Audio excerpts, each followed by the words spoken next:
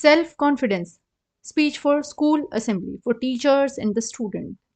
If you want to be happy, do not dwell in the past, do not worry about the future, just live in the present.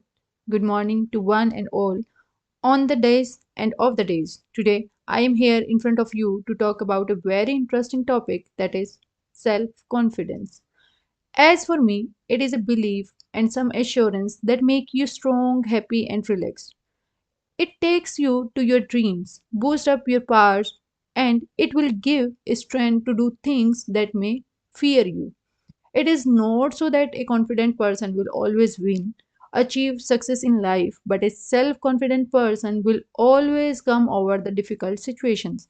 Self confidence is the quality that comes from within, it is your inner voice and reflection of what you think about yourself. Nowadays, there is no place for the people in the society who are not self confident, so it plays a very important role in the life of each and every individual. In order to become self confident, you first need to cultivate a positive attitude.